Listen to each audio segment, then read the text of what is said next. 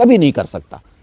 लेकिन जिस समाज में तुम पैदा हुए, जो सारे नाम आ रहे हैं वो एक विशेष समाज के लोगों के, डॉक्टरों के नाम आ रहे हैं, इसका मतलब है तुम सुधरोगे नहीं। तुम्हारे खून में, तुम्हारी धमनियों में, तुम्हारे जीवन में, तुम्हारे संस्कारों में, तुम्हारे विचारों में जो ये भाव हैं वो लगता है कि वो दुर्दांत हैं। कल जो ये सब कुछ हुआ है और उसके बाद जो ये सब पकड़ में आए हैं, तो हम ये क्यों नहीं कहते कि हमारे उन लोगों की ये जागरूकता है, सावधानी है, जिसकी वजह से उन्होंने हमें बड़ी घटना से बचा लिया है। अगर ये लापरवाह होते तो पता नहीं आने वाला कल मेरा देश क्या दिन देख रहा होता। वो भगवान ने और हमारे इस लोगों ने, शासन के लोगों ने उसे बचाया है। हम इनका धन्यवाद करते हैं बाबू। दिल्ली के लाल किला पर जो आतंकवादी जो घटना हुई है, जो ब्लास्ट हुए हैं, क्या कुछ आप कहना चाहेंगे? ऐसे मेरे प्यारे कि कल बहुत दुखद घटना वहाँ पर हुई है और बड़ा एक चिंतनीय विषय हो गया है कि जो एक उम्मीद लगाई जा रही थी कि कुछ इन लोगों में सुधार हुआ होगा, पर कल के उस घटनाक्रम को देख कर के लगता है कि ये सुधरेंगे नहीं लोग। जबकि हर तरह के सरकार के द्वारा प्रयास हो रहे हैं कि भाई जो कि एक देश की मानवता की मुख्य धारा होती है उसके अंदर ये लोग जुड़ें। और हमारी वर्तमान सरकार यशस्वी प्रधानमंत्री नरेंद्र मोदी जी के नेतृत्व में चल रही है और वो तो सबका भला चाहते हैं, सबका साथ सबका विकास की बात करते हैं। अपने जीवन का निर्वाह करो, जीवन को जियो, लेकिन ये दूसरों के जीवन लेने के लिए हमेशा तत्पर रहते हैं कुछ ऐसे अराजक तत्व जो कि इनके समाज और कौम को भी बदनाम कर रहे हैं। इन लोगों में सुधार कब होगा ये समझ में नहीं आता। ये ठीक है कि पहले ये वारदातें बहुत होती थी, बहुत घटनाएं होती थी। न जाने कितने लोगों ने अतीत में अगर देखें तो अपनी जान गंवाई इन लोगों की वजह से। ऐसे घटनाओं को अंजाम दिया इन लोगों ने। उसके बाद नियंत्रण हुआ, ये सरकार आने के बाद इन्होंने बहुत संभाला। लेकिन ये कल की घटना फिर ये बताती है कि अभी भी ये लोग सुधरे नहीं हैं और इसको देख कर के ये भी लगता है कि शायद सुधरने की संभावना कम लग रही है। इसलिए सरकार को और ज़्यादा सख्त होना पड़ेगा। तो उसमें अब देखो कि कमाल की बात तो ये है, कोई अनभिज्ञ हो, अनजान हो, मूर्ख हो, अशिक्षित हो, वो कोई कदम उठाता है, कोई पागल हो, भाई ये तो इसको तो नशे में था, इसको दिमाग नहीं था, ये पढ़ा लिखा नहीं था, इससे गलती हो गई है। हद हो रही है यार। कल सारे डॉक्टरों के नाम आ रहे हैं उसके अंदर, मतलब सारे पढ़े लिखे लोग। इसका मतलब ये है कि तुम्हारे तो जो तुम शिक्षा को भी अर्जित कर रहे हो, उस शिक्षा का उपयोग तुमने इस तरह से करना है। मतलब ये कि आधुनिक शिक्षा को प्राप्त करके हम इंजीनियर बन जाएंगे, डॉक्टर बन जाएंगे, फलास्फर बन जाएंगे और हम पढ़े लिखे होकर के हम वो तकनीकें अपनाएंगे कि दूसरों को मारा कैसे जाएगा, नुकसान कैसे पहुंचाया जाएगा, बमों को कैसे बनाया जाएगा, आरडीएक्स को जगह जगह कैसे पहुंचाया जाएगा। इसका मतलब है कि तुम अपने उस ज्ञान का, बुद्धि का दुरुपयोग करोगे। हमारी भारतीय संस्कृति, क्योंकि भारत पर हमें गर्व है, भारत ने पूरी दुनिया को जीना सिखाया है। भारतीय संस्कृति ये कहती है अगर जीवन में कुछ अर्जित करो तो वो अर्जित का मतलब, अर्जन का मतलब ये है कि तुम उससे लोगों को क्या लाभ पहुंचाओगे। तुम्हारा ज्ञान लोगों को क्या लाभ पहुंचाएगा, तुम्हारा धन लोगों को क्या लाभ पहुंचाएगा, तुम्हारा बाहुबल, तुम्हारी शक्ति वो लोगों को जीवन कैसे देगी। ये हमारी भारतीय संस्कृति कहती है, ना कि ये संस्कृति हमारी कहती हो कि अगर तुम शक्तिशाली हो गए हो तुम अपनी ताकत का दुरुपयोग करो, दूसरे को नुकसान पहुंचाओ, उसको धक्का मारो, उसकी जान लो। अगर तुम बुद्धिमान हो गए तो बुद्धि का दुरुपयोग करो कि इस बुद्धि से तुम दूसरों का विनाश कैसे हो सकता है वो रास्ते निकालो। ये भारतीय संस्कृति नहीं कहती है। अगर तुम्हारे पास धन है तो धन गरीबों के उत्थान के लिए, कल्याण के लिए, उपकार के लिए, परोपकार के लिए लगाओ, वो हमारी संस्कृति कहती है। ना कि उस धन को तुम दूसरों को उजाड़ने में लगाओ, उसमें तुम सुपारियां दो, किसी के मर्डर करवाओ और वहां पर तुम जो है ऐसे ऐसे लोगों को बढ़ावा देने के लिए, हैं बहुत सारे लोग ऐसे कि इनके पीछे वो शक्तियां काम करती हैं, वो धन का दुरुपयोग करते हैं, इसको पूरी तरह से दुरुपयोग कहते हैं। आज पटौदी आश्रम में हम लोग बैठे हुए हैं मेरे प्यारे। हमारी तो भारतीय संस्कृति और श्री रामचरितमानस ये कुटिया का परिसर है। यहाँ 1 महीने का कल्पवास होता है, 22वां कल्पवास अब आने वाला है जनवरी में। अभी नवंबर का महीना ये चल रहा है, आज 11 नवंबर हो गई है 2025। अब इसी में जब ये साल पूरा होगा, फिर हमारा 2026 जनवरी में कल्पवास होगा, उसमें मैं 1 महीना रामायण पाठ करता हूँ। मेरा मासिक ये कल्पवास होता है। और मेरे भारत में तो जगह जगह मानस के पाठ होते हैं, मानस की कथाएं होती हैं, अखंड पाठ होते हैं, सहज पाठ होते हैं, नवाह पारायण होते हैं, सुंदरकांड के पाठ होते हैं, हनुमान चालीसे के पाठ होते हैं, हमारे क्या नाम है श्रीमद् भागवत महापुराण की कथाएं होती हैं। मेरा अपना शिष्य प्रिय संजीव कपिल, जिनकी गुड़गांव में कथा इस समय चल रही है, प्रारंभ हो चुकी है। और आइए मैं अब उसकी चर्चा ज़्यादा ना करते हुए केवल इतना कहना चाह रहा था कि श्री रामचरितमानस में यह आता है कि सो धन धन्य प्रथम गति जाकी। वो इंसान का धन भी धन्य होता है जिसकी प्रथम गति होती है। प्रथम गति कौन सी है? प्रथम गति, प्रथम गति जिससे लोगों का उत्थान, कल्याण, उपकार, परोपकार हो, वो धन की पहली गति कहलाती है। तुम तो धन की प्रथम गति, उत्तम गति, मध्यम गति, सबसे नीचे उतर करके उसकी उस गति को प्राप्त करा रहे हो कि दूसरों का विनाश कैसे हो, उनका नाश कैसे हो, ये बम कैसे बने, विस्फोटक कैसे बने, इनको कैसे पहुंचाया जाए, कैसे गाड़ियां खरीदी जाए। अब देखो ना, गाड़ी में रखा हुआ था और वो गाड़ी उड़ जाती है। केवल वही नहीं उड़ती है, उसके आस पड़ोस की गाड़ियां वो खत्म हो जाती हैं। दूर दराज तक दुकानों के शीशे उड़ जाते हैं, उनको नुकसान पहुंचता है। चलिए वो भी सब सहन हो जाए, लेकिन 8-9 लोगों की जान चली गई उसके अंदर। मतलब वो जो ये पड़ोस में अड़ोस में खड़े थे, जिन्होंने सपने में नहीं सोचा होगा यार हम तो सेफ खड़े हैं, हिफाजत में खड़े हैं। आदमी जब चलता है सड़क पर तो भी अपने आप को बचा के चलता है कि यार कोई घटना ना हो जाए। और जब खड़ा होता है वो लगता है कि मेरे आस पड़ोस में कोई ऐसी चीज़ ना हो, कोई मुझसे आके टकराए, और मैं बड़ा निश्चिंत होकर खड़ा होता है, यार यहाँ तो मैं बिल्कुल सेफ खड़ा हूँ। और वो उस तरह से वहाँ पर लोग मान लिया लाल बत्ती पर आकर के खड़े हुए हैं और आपस में बातें कर रहे होंगे, कोई फ़ोन पर बात कर रहा होगा, कोई घर बात कर रहा होगा, कोई बच्चों से बात कर रहा होगा, और एकदम वहाँ पर इस तरह का विस्फोट होता है और लोगों के चिथड़े उड़ जाते हैं। ये सब क्या है? ये मानवता का जीता जागता है, एक कहें कि ये कत्लेआम है, ये एक विभत्स प्रवृत्ति के लोग जो हैं वो इस कार्य को अंजाम देते हैं। तो ये बहुत दुखद हुआ मेरे प्यारे।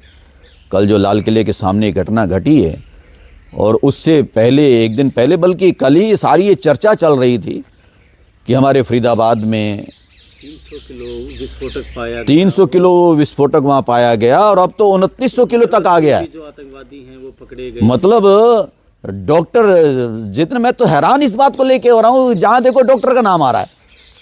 मुस्लिम समाज में पैदा हुए वो लोग, डॉक्टरेट आप लोगों ने की, और जहाँ देखो महिला डॉक्टर, जेंट्स डॉक्टर, वो डॉक्टर हैं। और मैं ये भी कह दूँ मेरे प्यारे आपके माध्यम से आखिरी बात, डॉक्टर हमेशा जीवन देता है। डॉक्टर को स्वामी धर्मदेव बैठा है, मैं डॉक्टर को धरती का दूसरा भगवान कहता हूँ। अभी थोड़ी देर में आप जाने वाले हैं, मैं भी जाऊँगा अपने आश्रम में, ये साध केयर हॉस्पिटल, और इसमें जो हमारा पूरा सहयोग कर रहे हैं, और वो हमारे आदरणीय प्रिय श्री अरोड़ा जी, थोड़ी शीतल अरोड़ा जी आने वाले हैं। वो डायरेक्टर हैं, हालांकि उसके मालिक हमारे सम्माननीय श्रीमान श्री रमेश जुनेजा जी हैं, मेन काइंड वाले। और यहाँ भी हॉस्पिटल चल रहा है, पूरी डॉक्टरों की टीम यहाँ पर 90-92 आदमी का वैसे टोटल स्टाफ है, डॉक्टरों की टीम है। मैं सिर्फ यहाँ का, क्योंकि आश्रम में बैठे हैं, जिक्र कर रहा हूँ। पटौदी में, गुरुग्राम में, हरियाणा में, भारत में, पूरे देश और दुनिया में कहीं भी डॉक्टर होता है, डॉक्टर तो दूसरों का इलाज करता है, और कभी कभी तो यहाँ तक दम भर लेता है कि मैं हूँ ना, मरने नहीं दूंगा। यानी वो मरने वाले को भी बचाने का प्रयास करता है। ठीक है, ऊपर वाले की जो इच्छा है उसको स्वीकार करना पड़ता है अंततोगत्वा, लेकिन डॉक्टर जो है वो अपने होते हुए ये पूरी ताकत लगा देता है कि एक बार तो यार इस बंदे को मैं बचा लूँ किसी तरह से भी। ये उसका प्रयास होता है, ये उसकी कोशिश होती है, ये होता है डॉक्टर का जीवन, ये होता है डॉक्टर की सोच। इसलिए उसे मैं धरती का दूसरा भगवान कहता हूँ। एक वो भगवान जिसने संसार को बनाया, और ये धरती के भगवान है जो संसार में बनाए परमात्मा के बंदों को बचाने का प्रयास करते हैं। लेकिन हैरानी की बात, दुखद बात, कि सारे डॉक्टरों का नाम आ रहा है कल की घटना में, और विस्फोटक को रखने वाले, उसको छिपाने वाले, कश्मीर से लेकर के यहाँ तक जुड़े हुए सबके तार। और कश्मीर भी क्या कहूँ, कश्मीर के पड़ोस में हमारे भारत का पड़ोसी देश, ये आएगा, देख लेना 2 दिन के बाद, 1 दिन के बाद। हमारे देश के गृह मंत्री माननीय श्रीमान श्री वो लगे हुए हैं इसमें, अमित भाई शाह जी, उनके बयान को मैंने सुना है कि हम इसकी गहराई तक जाने का प्रयास कर रहे हैं कि ये शुरुआत कहाँ से हुई है। हमारे देश के यशस्वी प्रधानमंत्री नरेंद्र मोदी जी बड़े सजग रहते हैं, जागरूक रहते हैं। फिर हमारा तंत्र भी, उनका भी पूरा प्रयास रहता है। और यही वजह है कि जो चौथे दिन यहाँ पर वारदातें और घटनाएं हुआ करती थी, अब बहुत लंबे समय से मेरा भारत निश्चिंत हो गया था। लेकिन इनकी चालबाजियां चल रही हैं कि जो हम लोग सोच नहीं सकते थे, या हो सकता है हमारा तंत्र भी उस ओर नहीं पहुंचा होगा। यार पढ़े लिखे थोड़ी ऐसा काम करेंगे, और डॉक्टर होकर के वो ऐसा काम थोड़ी करेंगे। अब यूं तो हमारे फिर प्रशासन वाले साहब वो जाकर के डॉक्टरों के यहाँ छापे मारने लग जाएं। हमारे डॉक्टर दलखा जी देखो आ गए हैं। अब डॉक्टर जो है वो जीवन दाता है, जीवन देने वाला। अब इनके यहाँ अगर कोई आकर के हमारे पुलिस के लोग घुस जाएं, जी हमें तो आपकी तलाशी लेनी है, तो डॉक्टर को कितना बुरा लगेगा। यार तुम हमारे साथ हम पर शक करते हो। हम तो लोगों का इलाज करने वाले हैं, उनको जिंदगी देने वाले, उनका भला चाहने वाले, उनका उपचार करने वाले, उनकी सांसें किसी तरह से बनी रहें वो सब सोचने और करने वाले, तुम हम पर शक करते हो। इसलिए शायद हमारा तंत्र जो है इस ओर प्रवेश नहीं कर पाया था, तो सोचा नहीं होगा। लेकिन ये जो कल की वारदात हुई, इसमें सारे डॉक्टरों के नाम आना, अब तो सारे, मैं तो बल्कि उसी समाज के कहूँगा। अन्यथा हमारी हिंदू संस्कृति में, सनातन संस्कृति में कोई व्यक्ति ऐसा कर नहीं सकता, और खासतौर पर डॉक्टर तो कभी नहीं करेगा, कभी नहीं करेगा। सनातन संस्कृति में जीने वाला, आज मैं बिल्कुल निश्चिंत होकर कहना चाहता हूं कि सनातन संस्कृति में जीने वाला मेरे भारत का डॉक्टर या दुनिया का डॉक्टर, जो सनातन की सोच क्या है, सनातन की सोच यही है, जियो और जीने दो। तुमने जीना भी है, औरों को जीवन देना भी है, ये सनातन की सोच है। उस सोच को लेकर चलने वाला दुनिया का कोई भी किसी समाज का डॉक्टर है, वो ऐसा कुकृत्य कभी नहीं कर सकता। लेकिन जिस समाज में तुम पैदा हुए, जो सारे नाम आ रहे हैं वो एक विशेष समाज के लोगों के डॉक्टरों के नाम आ रहे हैं। इसका मतलब है तुम सुधरोगे नहीं। तुम्हारे खून में, तुम्हारी धमनियों में, तुम्हारे जीवन में, तुम्हारे संस्कारों में, तुम्हारे विचारों में जो ये भाव हैं, वो लगता है कि वो दुर्दांत हैं, वो भयानक हैं, वो विनाशकारी हैं। ये तुम्हारे हृदय से, जीवन से कब और कैसे निकलेंगे, ये चिंता का विषय है। चिंतन का, मैं क्या कहूँ, चिंता का विषय है। तुम अपनी पीढ़ियों को, अपने वंशजों को क्या दे के जा रहे हो, जिनका हम जैसे लोग भी इतना सम्मान करते हैं। मेरी भारतीय संस्कृति में इतना सम्मान होता है। मैं आज शाम को या कल एक बार मिलने वाला हूँ। हमारे धीरेन्द्र शास्त्री जी पद यात्रा कर रहे हैं, और दिल्ली से लेकर के वृंदावन तक, ब्रिजभूमि तक पैदल चल रहे हैं, सिर्फ भारत देश और मानवता को संगठित करने के लिए कि मानवता के अंदर सद संस्कार हों, अच्छे विचार हों, सनातन हमारा इसका ध्वज ऊंचा रहे, और भारत का, देश का गौरव बढ़े, और पूरी दुनिया की जो मानवता है, मानव सृष्टि है, वो सुरक्षित और संरक्षित रहे। उसमें ये नहीं, वो ये इस चीज़ को लेकर नहीं चल रहे हैं कि केवल हिंदुओं का भला हो, मुसलमानों का ना हो, ना। बल्कि उसमें मैं इसलिए एक प्रसन्नता को व्यक्त कर रहा था, जो मैंने देखा टीवी पर, अच्छा भी लगा मैंने अब मुझे, कि वहाँ पर सैकड़ों मुसलमान, जिनके गलों में लोगों ने फूलों के हार डाले हैं, और वो उनकी यात्रा का समर्थन कर रहे हैं कि ये राष्ट्र के लिए कर रहे हैं। धीरेन्द्र शास्त्री जी उनका वो समर्थन कर रहे हैं। यानी ये कल की घटना के बाद लोगों के हृदय के अंदर फिर नकारात्मक भाव जाता है कि यार ये नहीं सुधरेंगे ना। मतलब जिनमें से कुछ अच्छे लोग आते हैं सामने, वो भी लोगों की नज़रों में गिर जाते हैं अगर ऐसे कार्यों को तुम अंजाम देते हो। तो इसलिए आपने पूछा, तब मैंने बताया, बाबू जो कल की घटना है ये बहुत दुखद है, बहुत ही दुखद है। अब इसकी निंदा क्या करें, जितनी निंदा करें वो तो बहुत ही कम है। हम ज़्यादातर देखते हैं जो भारतीय राजनीति है, दूसरे देशों की राजनीति के मुकाबले में किसी भी प्रकार का मुद्दा हो, निम्न स्तर की बयानबाजी देखने को मिलती है। इस मुद्दे को लेकर आप क्या कुछ राजनीतिक तौर पर राजनेताओं को संदेश देना चाहेंगे, किन चीज़ों से हमें बचना चाहिए और किस ओर हमें देखना चाहिए? राजनेता कोई भी हो भैया, राजनीति करो, अपनी जगह करो, लेकिन राष्ट्र नीति को ना भूलो, मानवता के भाव को ना भूलो, कि जो जीवन की हकीकत है उसको ना भूलो। मतलब ये है कि तुम्हारे अंदर स्वामी धर्मदेव बैठा है। मैं भी तो कह रहा हूँ इस बात को, हम सन्यासी हैं। हम तो प्राणी मात्र का भी, आप देखो यहाँ पक्षियों को दाना डालते हैं, प्राणी मात्र का भला हम लोग चाहने वाले लोग हैं। तो मानवता का कैसे विरोध कर सकते हैं? मानव सृष्टि में पैदा हुए लोगों का कभी विरोध नहीं कर सकते। हम हर इंसान का, हर जीव का, हर खास तौर पर फिर मानव, उसका सम्मान करते हैं। लेकिन मानवता के गुण उसके अंदर होने चाहिए, ये हमें देखना चाहिए। और जिसके अंदर वो नहीं है उसका हमें विरोध करना चाहिए और ऊपर वाले से प्रार्थना करें। वो अलग बात है कि परमात्मा उनको सद्बुद्धि दे, लेकिन जहाँ विरोध करने की बात है वो करना चाहिए। लेकिन तुम केवल राजनीति करने के लिए, कुछ अगर ऐसे राजनेता हैं केवल राजनीति करने के लिए कि हमारा जो है वोट बैंक ना सरके, इधर उधर ना हो, और तुम गलत आदमी के भी साथ खड़े हो जाओ, गलत आदमी की भी तारीफ करने लग जाओ या उनके बचाव में सामने आ जाओ, कम से कम फिर मैं कहना चाहता हूं हमारी भारतीय संस्कृति में ऐसा नहीं है।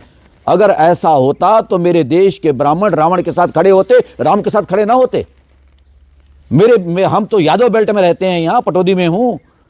डॉक्टर साहब आप जानते हैं, सब लोग जानते हैं, यादव बेल्ट कहलाती है ये। वहां दिल्ली से लेकर के राजस्थान के बॉर्डर तक लगभग ये सारी यादवों से भरा हुआ हमारा क्षेत्र है। हमारे यादव जो हैं वो कृष्ण से ज्यादा फिर कंस के साथ खड़े होते, लेकिन उन्होंने कहा नहीं, हम तो धर्मात्मा के साथ होंगे, पुण्यात्मा के साथ होंगे, सही आदमी के साथ होंगे, गलत के साथ नहीं होंगे।